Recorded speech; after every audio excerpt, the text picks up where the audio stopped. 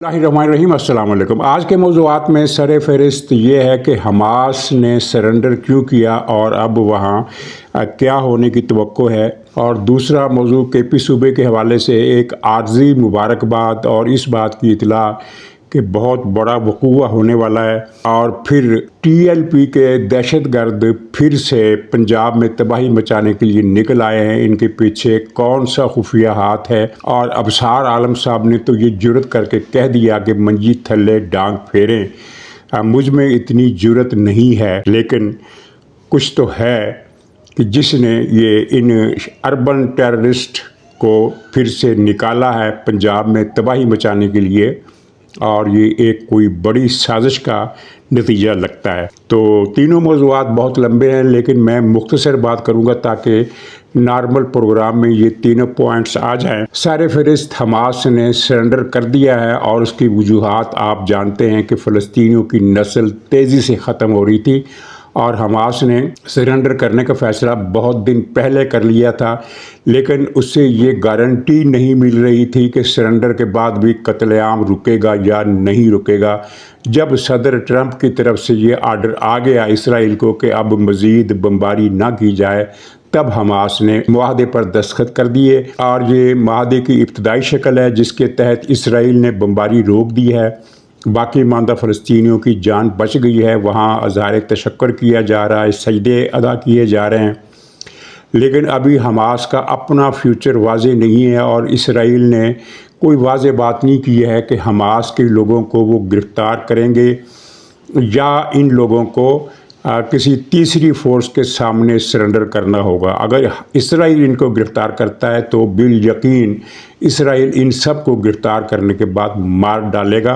और ये जो जंग बंदी के लिए सदर ट्रंप ने जो किरदार अदा किया है वो फ़लस्तीनियों की हमदर्दी के लिए नहीं किया, बल्कि उसकी 2-3 वजूहात थी और तीसरी वजह जो थी वो ज़्यादा फ़ैसला कुन थी।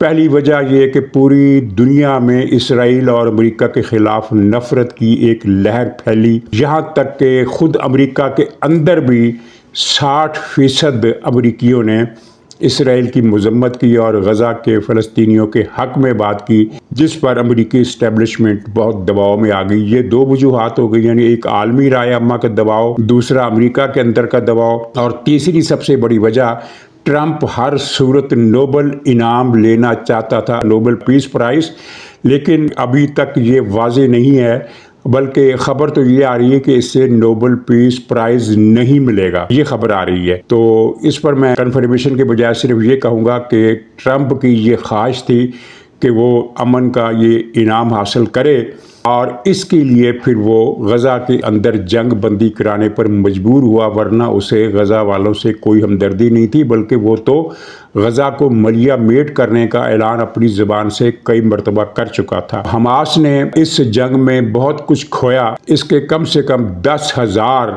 जो फाइटर थे वो शहीद हुए और 2 लाख के करीब गज़ा के अवाम शहीद हुए। 2 लाख के करीब नहीं, 2 लाख से ज़्यादा। और गज़ा पर इसका कंट्रोल ख़त्म हो गया, क्योंकि अब जो भी नया सेटअप आएगा उसमें हमास के लिए कोई जगह नहीं होगी, बल्कि या तो फ़लस्तीनी अथॉरिटी के लोग होंगे या मिस्र उर्दन के गलबा वाले लोग होंगे जो कि इसराइल के वफ़ादार हैं। हमास के हाथ से गज़ा का इक़्तिदार निकल गया। ये बहुत बड़ी कुर्बानी है जो हमास ने दी और गज़ा के लोगों ने दी, लेकिन अब यही कहा जा सकता है कि जो बच गए हैं वो गनीमत हैं कि वो बच गए हैं, वरना 20% आबादी किसी मुल्क या रियासत या किसी रिहायशी एरिया की 20% आबादी का फना हो जाना कुछ छोटी बात नहीं। तारीख़ में ऐसी मिसालें कम मिलती हैं। करोड़ों बंदे जंगों में मारे जाते रहे हैं, लेकिन किसी मुल्क की 20% आबादी किसी जंग में ख़त्म नहीं हुई। ये हमने देखा है पहली मरतबा के गज़ा में ऐसा हुआ है। तो इस पर इंशाअल्लाह फिर कभी तफसील से बात होगी। अभी तो इस अमन मुआहदे का मुस्तकबिल वाज़े नहीं है कि क्या क्या सूरत हाल आगे आएगी और क्या फ़लस्तीनी रियासत बन पाएगी, क्योंकि 20 निकात में तो इसको अमलन ख़त्म कर दिया गया है। नाज़रीन, आर्जी मुबारकबाद में आर्जी का लफ्ज़ तो जैसे है वैसे ही है। मुबारकबाद के दोनों तरफ इन्वर्टेड का माज़ा आप लगा लीजिए, और ये मुबारकबाद किसकी है ये भी बताता हूँ, और ये आर्जी क्यों है इसकी वजह भी बताता हूँ। मुबारकबाद इन्वर्टेड का माज़ समेत इस बात की کہ پاکستان کے اہم صوبے کے پی پر براہ راست را کی حکومت قائم ہونے والی ہے۔ دہشت گردوں، منشیات فروشوں، ڈرگ لارڈس اور ہر قسم کے کرمنلز کی مکمل نمائندگی کے ساتھ نئی کابینہ عمران خان نے بنانے کا حکم دے دیا ہے۔ پہلی کابینہ میں کچھ ایسے لوگ تھے جو کم ٹیررسٹ تھے اور کچھ نارمل قسم کے لوگ بھی شاید کابینہ میں تھے، اگرچہ بہت کم تھے، لیکن وہ اتنے شدت پسند دہشت گرد نہیں تھے تو وہ دہشت گرد کے بھی کابینہ میں ایک بھی ممبر ایسا نہیں ہے جو دہشت گرد نہ ہو، لیکن وہ کم شدت کے دہشت گرد تھے۔ اب ان کی جگہ ہارڈ کور دہشت گرد آئیں گے، اور جو نیا وزیر اعلیٰ ہے اس کے بارے میں سب کو پتہ ہے کہ را کے ساتھ اس کا کیا براہ راست ناتا رابطہ ہے، اور اس بات کی مبارکباد کہ کے پی میں براہ راست را کی حکومت قائم ہو رہی ہے۔ اور عارضی کا جو لفظ ہے جس پر انورٹر کاماز نہیں ہے وہ یہ ہے کہ یہ صورتحال زیادہ دن نہیں رہے گی، اور اس کے بعد جو کے پی میں ایک بڑا واقعہ یا وقوع ہونے والا ہے، اس کے بعد پی ٹی آئی کے فتنے کو مکمل طور پر کچل دیا جائے گا، کیونکہ یہ ممکن نہیں ہے کہ ریاست کو اس طرح للکارنے والے اب اس حد تک آگے آ جائیں کہ براہ راست حملہ آور لوگوں کو وزیر اعلیٰ بنا دیا جائے۔ اچھا، اب اس سلسلے میں عمران خان کے دو بنیادی مطالبات بھی میں آپ کے سامنے رکھ دوں، جو انہوں نے یہ جو آفریدی ہے نیا ٹیررسٹ اس کو دیے ہیں وزیر اعلیٰ کے طور پر کہ تم نے دو کام کرنے ہیں۔ ایک تو اس نے کہا ہے کہ 26 نومبر کو 3-4 لاکھ کا مسلح جلوس لے کر اسلام آباد لاؤ۔ تو آفریدی نے اس تاریخ کو لانے کا وعدہ تو نہیں کیا، لیکن یہ کہا ہے کہ اگر اس تاریخ کو نہ لا سکا تو اگلے مہینے سے یعنی دسمبر میں لے آؤں گا، یعنی کہ یہ طے ہو چکا ہے عمران خان کے درمیان اور اس ٹیررسٹ آفریدی کے درمیان کہ اسلام آباد پر چڑھائی ہوگی۔ تاریخ کا ابھی یہ قطعی یقین سے نہیں کہا جا سکتا۔ پی ٹی آئی کے حلقوں میں تو یہ خبر گرم ہے کہ 26 بھی نہیں 24 نومبر کو پشاور سے 3-4 لاکھ کا جلوس آئے گا۔ 3-4 لاکھ تو کیا، یہ 30,000 بھی لے آئیں تو بہت بڑا کارنامہ انجام دیں گے۔ میرا خیال ہے کہ جو گنڈا پور لایا تھا 25,000 کے قریب، 20 اور 25,000 کے قریب، یہ اتنے بھی نہیں لا سکیں گے، لیکن یہ فیصلہ ہو چکا ہے کہ اسلام آباد پر چڑھائی کرنی ہے۔ اور 24 تاریخ والی بات جو ہے یہ ہوا میں اڑائی جا رہی ہے پی ٹی آئی کی طرف سے۔ 24 نومبر کو تو کوئی جلوس نہیں آ رہا۔ دوسرا اس کا حکم ہے کہ فوج کا آپریشن بزور قوت روکا جائے۔ ظاہر ہے جب یہ عمران خان گنڈا پور سے کہتا تھا کہ فوجی آپریشن روکو، تو گنڈا پور کے پاس حکومتی سطح پر تو کوئی ایسی اتھارٹی نہیں ہے کہ وہ افواج پاکستان کو کسی علاقے میں آپریشن سے روک سکیں۔ تو گنڈا پور وہ جو دوسرا اصل طریقہ تھا، گنڈا پور اس پر عمل نہیں کر سک رہا تھا، اتنی ہمت اس میں نہیں تھی۔ تو اب عمران خان کا اس سے مطالبہ ہے کہ یہ کام تم کرو، اور روکنے کا طریقہ یہ ہے کہ جب کسی علاقے میں فوج کو یہ اطلاع ملے کہ وہاں ٹیررسٹ کا کوئی ڈین ہے، کوئی ٹھکانہ اڈا، کوئی ان کا کیمپ ہے، اور وہ انٹیلیجنس کی بیس پر وہاں کارروائی کرنے کے لیے جائے، تو پی ٹی آئی حکومت پولیس کو حکم دے اور پی ٹی آئی ورکروں کو آگے لائے کہ وہ فوجی قافلے پر پتھراؤ کریں اور ہتھیاروں سے ان پر گولیاں چلائیں تاکہ فوج وہاں الجھ جائے اور وہ آپریشن نہ کر سکے۔ یہ عمران خان کا بڑا دو ٹوک الفاظ میں سہیل آفریدی نامی ٹیررسٹ کو حکم ہے۔ اور یہ میں بتا دوں کہ ایسا ایک بھی واقعہ سہیل آفریدی کے حکم پر پختونخوا میں نہیں ہوگا کہ عوام چاہے وہ پی ٹی آئی کے حامی ہوں چاہے پی ٹی آئی کے خلاف ہوں وہ فوج پر فائرنگ کرے یا فوج پر پتھراؤ کرے، نہیں ہو سکتا۔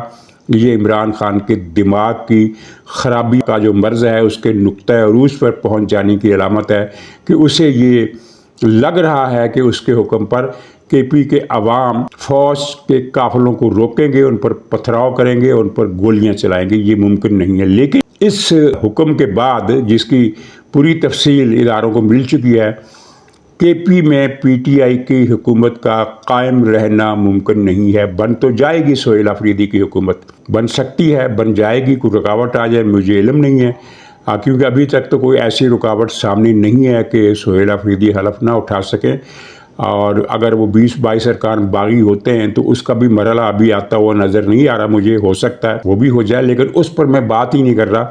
میں بات کر رہا ہوں کہ سہیل آفریدی حکومت بنا لے، حکومت کچھ دن چلا بھی لے، لیکن اس کو موقع نہیں دیا جائے گا، اس لیے کہ ان کے جو عزائم ہیں جن کا یہ اظہار واضح طور پر کر چکے ہیں وہ کھلم کھلا پاکستان پر حملے کے مترادف ہیں، تو ممکن نہیں ہے کہ ایسی حکومت کو موقع دیا جائے اور یہ سوچ کر نظر انداز کر دیا جائے کہ بھئی یہ ایسی باتیں کر رہے ہیں، انہوں نے کرنا کچھ نہیں ہے، کر نہیں سکیں گے، لیکن کرنے کا ارادہ ان کا پکا ہے۔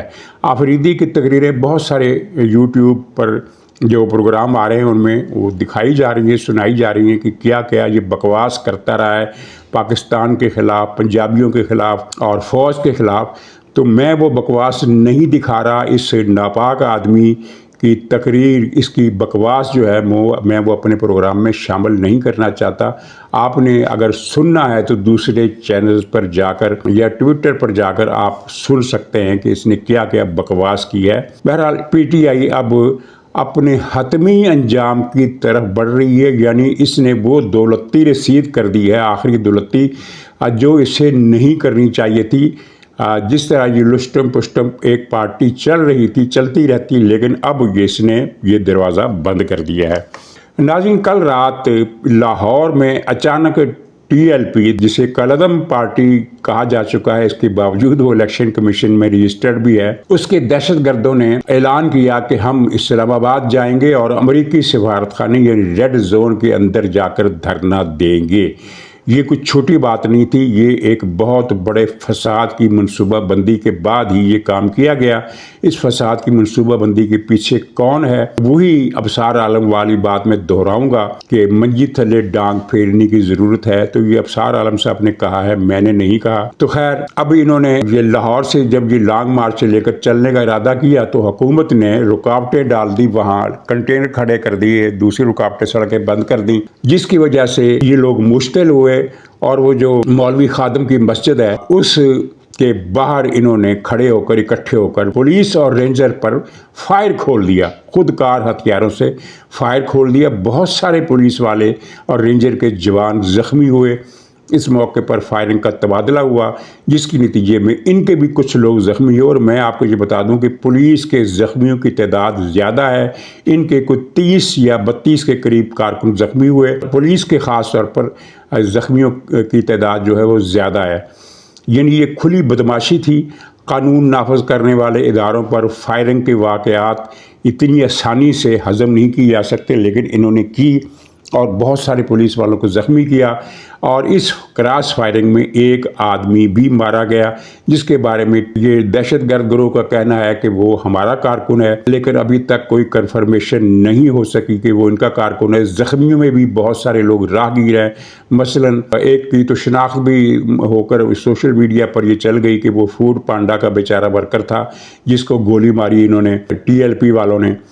تو ٹی ایل پی والے کون ہیں بھائی؟ یہ وہ لوگ ہیں، اب میں یہ عرض کروں کہ اسٹیبلشمنٹ نے جو بلا بھی پاکستان کے سر پر ڈالی، جو بلا بھی پیدا کی، اس سے پھر پیچھا چھڑانا مشکل ہو گیا، چاہے وہ ایم کیو ایم ہو، چاہے وہ عمران خان ہو، چاہے وہ ٹی ٹی پی ہو، ٹی ٹی پی انہوں نے بنائی، آپ کے علم میں ہے، اور چاہے کوئی اور پارٹی ہو، لشکر جنگوی ہو، سپاہ محمد ہو، سنی تحریک ہو، کوئی جتنی بھی پارٹیاں انہوں نے بنائی اپنی سیاست کے لیے، وہ سب پاکستان کے لیے مصیبت بن گئی۔ وقت اپنے وقت پر پھر تبھی عمر پوری کر کے ان میں سے کئی انجام کو پہنچ گئی، جیسا کہ لشکر جنگوی، لشکر محمد اور سنی تحریک اب کوئی افیکٹو قسم کے کردار نہیں رہے، لیکن ایک وقت میں ان لوگوں نے ہزاروں افراد کا قتل عام کیا۔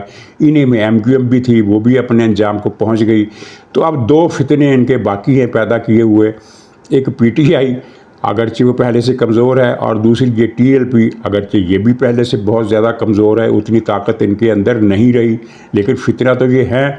اور ان کو اتارا گیا تھا دراصل عمران خان کو لانے کے لیے، یہ پارٹی فیض اور باجوہ نے بنائی تھی تاکہ ان کا خیال تھا کہ جو مذہبی قسم کے لوگ ہیں جو نواز شریف کو ووٹ دیتے ہیں، وہ نواز شریف کو ووٹ نہ دیں، ان کو دیں۔ اور پھر اس کے بعد ان کو ٹرینڈ کیا گیا، ان کو ہتھیار دیے گئے، اور یہ مولوی لوگوں میں سے کچھ ایسے ہوتے ہیں جو آپ جانتے ہیں کہ میں نے نوٹ وکھا میرا موڈ بنے، تو یہ اس طرح کے مولوی لوگ انہوں نے بنائے، اور ان کو کہا گیا کہ آپ قتل عام کریں، کچھ بھی آپ سے نہیں کہا جائے گا۔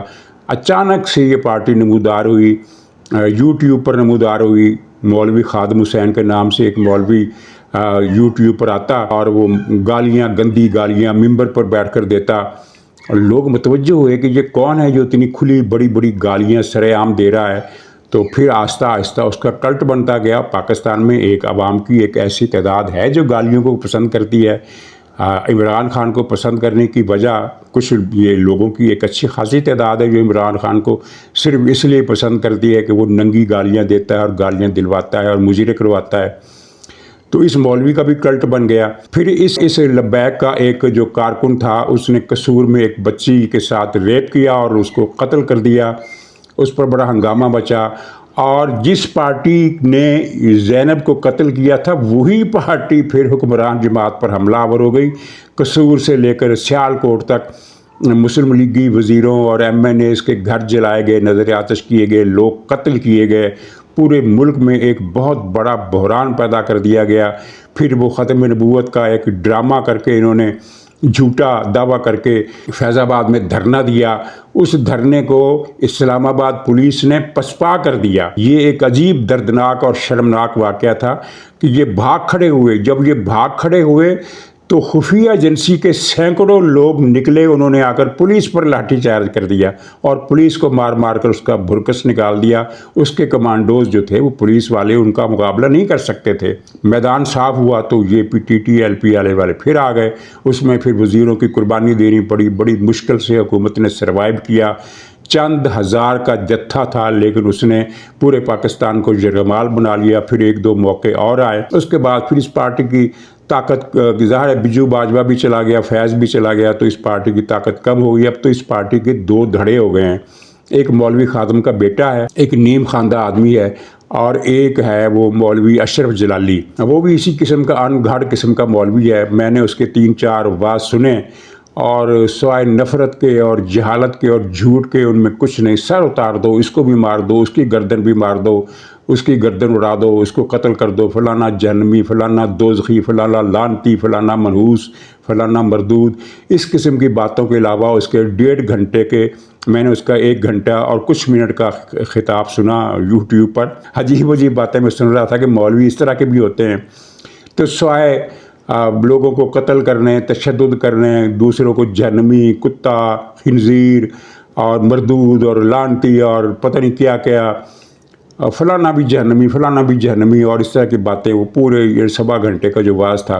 तो खैर वो मौलवी अशरफ जलाली जो है उसका ग्रुप छोटा है और सिर्फ उसकी अपने हलके तक महदूद है। बाकी पंजाब में उसका ज़्यादा असर नहीं है। लेकिन ये जो मौलवी साद है, मौलवी खादम का बेटा, इसका जो ग्रुप है ये बड़ा ग्रुप है। उतना बड़ा बहरहाल नहीं है ये जितना उस वक्त था। कल भी परसों भी इन्होंने पूरी कुव्वत लगाई, पूरा ज़ोर लगाया, ऐलान किए लाउड स्पीकर पर, सोशल मीडिया पर सैकड़ों हज़ारों, पता नहीं सोशल मीडिया को, इतना बड़ा सोशल मीडिया पालने के लिए इनके पास पैसा कहाँ से आया। मौलवी साद जो है उनके उसके पास सुना है कि लग्जरी गाड़ियों का पूरा एक बेड़ा है और वो गाड़ियों की गिनती नहीं है किसी के पास कि कितनी गाड़ियाँ उसके पास आ गई हैं।